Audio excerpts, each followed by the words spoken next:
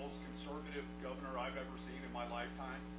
And I look at Trump, and I don't understand the polls. You know, we heard New York Times with Trump and Hillary saying, oh, 92%. So they're all talking about me with the polls. I'm not buying it, and I think Iowa's going to turn it around. But I don't understand, Governor, with Trump. The guy's the most radical leftist I've ever seen. The guy gave Hillary Clinton a standing ovation on his first day in office. He's the godfather of the jab.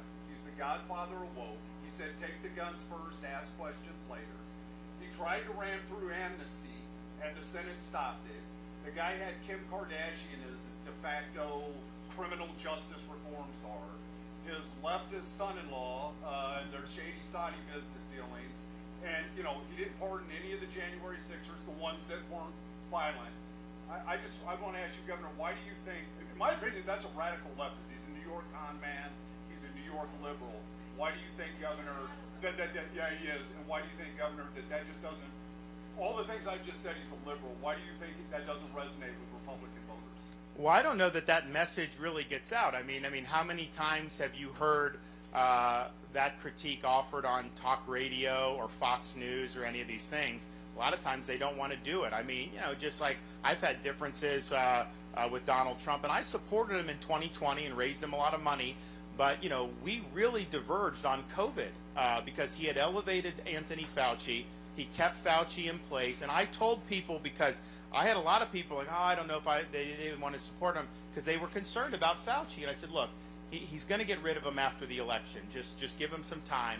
And then the election came, and not only did he not get rid of him, he gave Fauci an award his last day in office, January 19th, 2021. How many Republican voters have been told that Fauci was given an award by Donald Trump? A lot of them haven't been.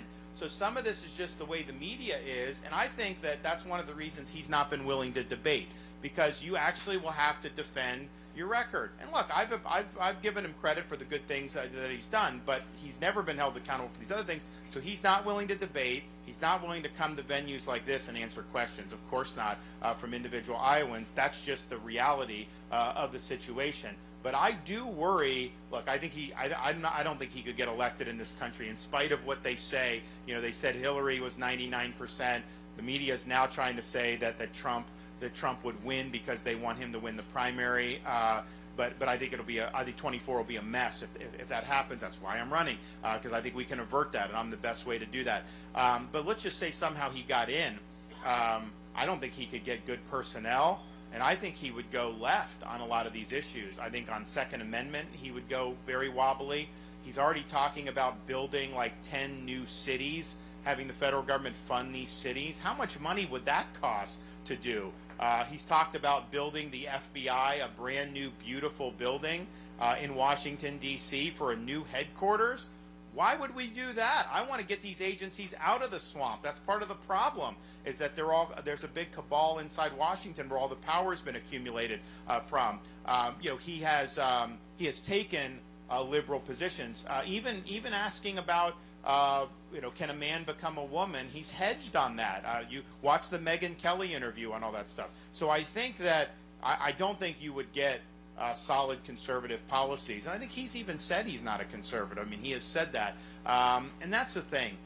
As a leader, whether it's a governor, a president, you name it, you ultimately are a vessel for the principles, the values that the people hold.